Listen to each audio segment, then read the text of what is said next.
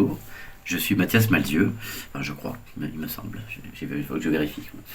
Mais le fait est que si, c'est bien moi, et je suis en train d'enregistrer mon nouveau roman, qui s'appelle Le Guerrier de Porcelaine, pour Audiolib, avec cette petite machine, là, dans cette petite cabine. Tout un tas de messages sont punaisés sur le mur. Des débuts de poèmes, des croquis de bateaux et beaucoup de choses raturées.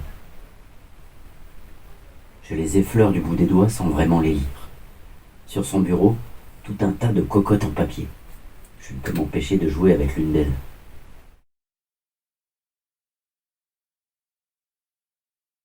Alors, 6 ans entre le début où je l'ai écrit et la fin. Mais entre-temps, j'ai quand même écrit euh, un autre livre, un autre film, 2 autres livres même. Fait détourner plein de choses. C'est-à-dire que j'ai pas été pendant 6 ans sur le texte. Mais c'est un texte que j'ai eu besoin de faire reposer.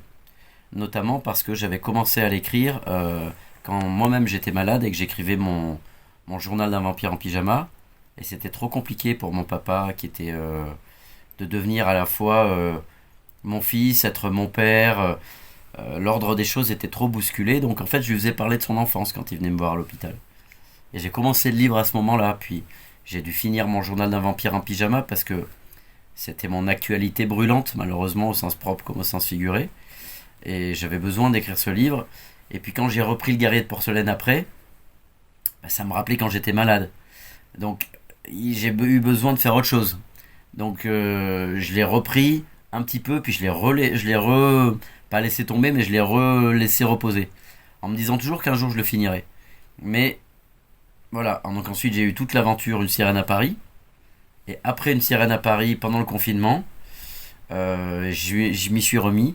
Et là, c'était le bon moment et la bonne, entre guillemets, maturité. Dans la première version du livre, il n'y avait pas de personnage imaginaire, mais il y avait quand même une machine à remonter le temps qui lui permettait d'aller retrouver sa mère avant sa mort.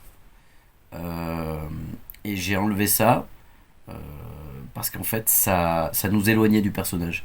Ça gagnait en péripéties, mais ça perdait en émotion. Et on se décollait de quelque chose. Il faut qu'en fait le magique, le merveilleux, doit faire une apparition quand c'est fonction narrative. C'est-à-dire que quand dans Vampire en pyjama, je fais apparaître Damoclès, qui est une espèce d'incarnation de la mort, ou en tout cas du danger de mort, le fait qu'il y ait un personnage imaginaire fait écho à la réalité. Quand j'utilise la sirène dans Une sirène à Paris, elle est le fantasme maximum et à la fois le plus dangereux d'une femme qu'on pourrait désirer. Femme ou homme d'ailleurs, peu importe. Donc la rendre surnaturelle et utiliser la mythologie avec cette histoire de voix qui peut tuer en charmant, etc., ça a une fonction narrative. En fait, là, en étant au plus près du personnage de mon père qui avait donc 10 ans dans l'histoire, en fait, à chaque fois que je rajoutais quelque chose comme ça, parce que c'est entre guillemets mon univers, de rajouter des géants, des famoiselles, des sirènes ou des machines à remonter le temps, en fait, ça perdait en force. Bien sûr qu'il l'a lu. Il avait lu les premières 60 pages il y a un an. Évidemment qu'au début, ça a été un peu difficile pour lui parce que au début, il était trop proche de la réalité. Ah oui, mais ça, c'est pas vrai. Je suis papa. C'est un roman. Si tu voulais que je fasse que la réalité, en fait, je fais une petite nouvelle de 10 pages et je les imprime et je fais le cadeau de Noël pour la famille. Mais si on voulait vraiment en faire un vrai livre, en fait, il fallait que j'invente. J'avais pas assez de matière. Donc, il a fallu le temps pour qu'il le comprenne, ce qui est normal. C'est-à-dire que c'est son histoire.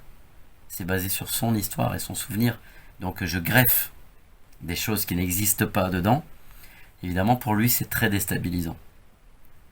Mais en fait, il a fallu qu'il le lise plusieurs fois.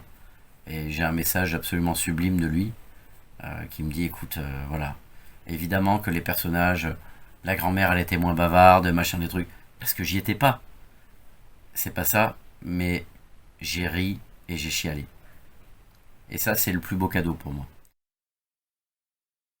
Il y a des ambiances de western, il y a un côté un peu Peaky Blinders dans l'approche, parce que dans un truc qui est hors du temps, il y a des choses assez modernes.